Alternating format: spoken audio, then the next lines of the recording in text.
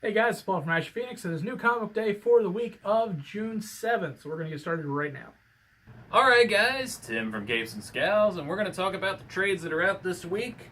We've got The Wicked and Divine, a book made by really good people that I don't like. Sorry, I don't like it.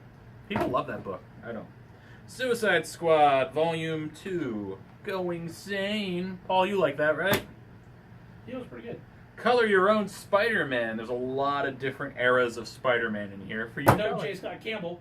Nobody cares about J. Scott Campbell. That's just why I wanted to hear that noise. Meta Barons, Volume 2.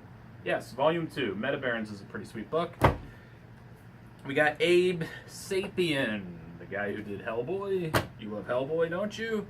Justice League America. It's the Road to Rebirth, so I guess it's setting up that Justice League book. We've got Action Comics. This should be the end of the New 52 stuff.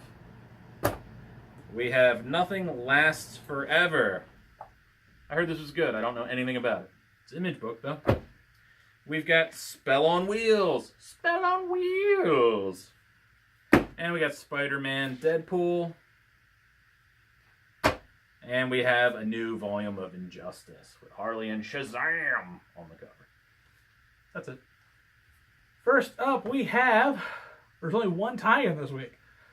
Secret Empire, Brave New World, issue number 1. I put this in a regular one because I've been ranting and raving on for the last 2 or 3 weeks in a row about their tie-ins. Don't get this.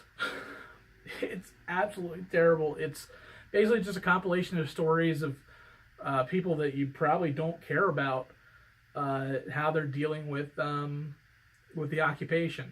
We're dealing with 3 different stories between like the 8th iteration of Giant Man, the actual Giant Man, like the 3rd or 5th Human Torch, and Namor, and Gwenpool. Nobody cares.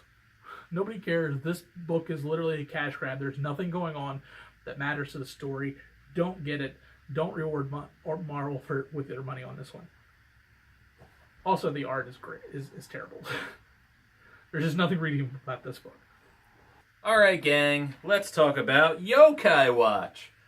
I've seen this thing everywhere. I don't know anything about it, so clearly I have to read it.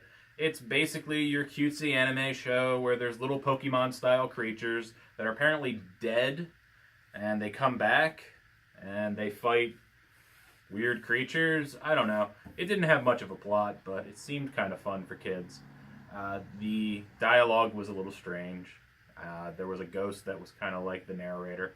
It was okay. It's clearly not geared towards me. The art's fine.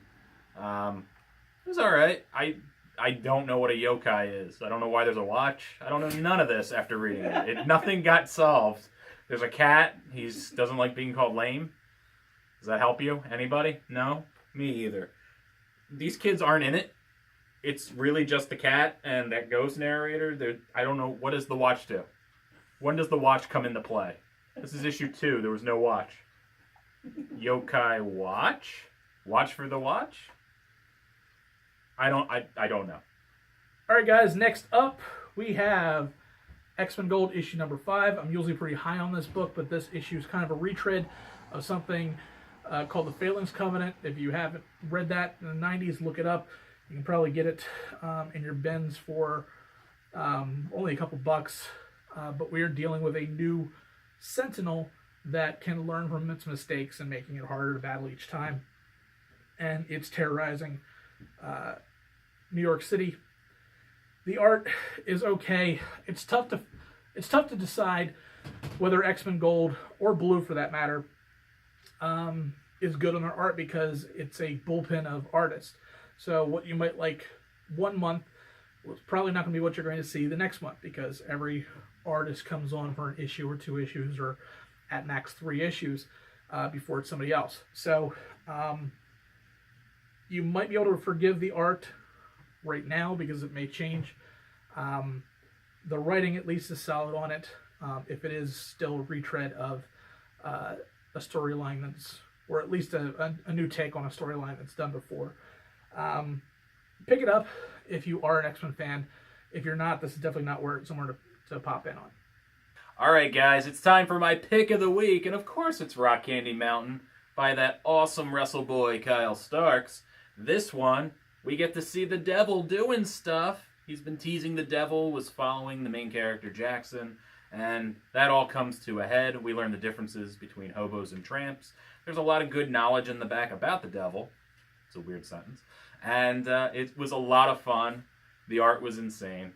And if you like Kyle Starks, which you better, and Sex Castle's coming out in a bigger trade, and so is Kill Them All, this book's amazing. You should be reading it. It is so good. Every issue gets better than the last, and I don't say that about too many books. So, thank you, Kyle Starks, for being awesome. And buy this book. Buy my book. The Critic? Anybody remember The Critic? No? Okay, bye. All right, guys, and that is pretty much it for this weekend. I want to thank all of our Patreons for our new month checkout. Thank you for Stevie. Thank you for Ross. Thank you for Dave. You guys are awesome. We appreciate you guys. If you are watching this for the first time, make sure you click over here to subscribe to our channel. Click over here, subscribe to Tim and Capes and Scowls. If you missed last week's, you can find it here, or just a random video over here. Anyway, we'll see you guys next week. And for those of you in the Northeast, specifically New England area, we will see you at Comic-Con in Connecticut. We hope to see you guys there. We're going to be debuting a few new outfits and even a new face. So come check us out, and we'll see you guys next week.